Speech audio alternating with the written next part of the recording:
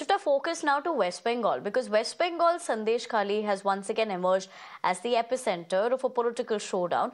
BJP leader Shubhendu Adhikari has declared that if BJP comes to power, Chief Minister Mamata Banerjee would face legal action and possible imprisonment. He also pledged to establish an inquiry commission to reopen investigations into alleged atrocities in Sandesh Khali. Let's tell you, Adhikari's remarks came during a rally held at the same venue where Banerjee addressed locals just a day earlier. He accused the TMC government of framing false charges against women protesting alleged land grabbing and harassment by local TMC leaders.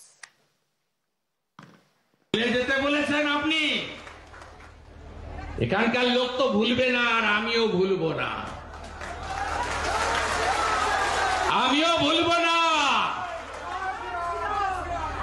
এ রাজ্যে BJP সরকার হলে সন্দেশখালীর ঘটনায় commission বসবে আর যে মহিলাদের আপনি jail খাটিয়েছেন Mamata Banerjee আপনাকেও এই মহিলাদের মিথ্যা মামলায় জেল খাটানোর জন্য আপনাকেও জেলে পাঠাবে বিজেপি। সন্দেশখালীতে গোহারা হেরেছে।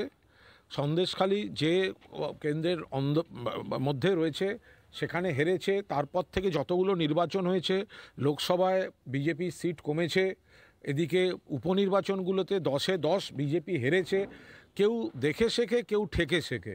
এবং বিজেপি বিরোধী দলনেতা বা বাকিরা যদি দেখেও শিখবেন না, ঠেকেও শিখবেন না, তাহলে তারা পরের পর যেরকম হারবেন, ওদের দলেই তো গোষ্ঠীদ্বন্দ্ব।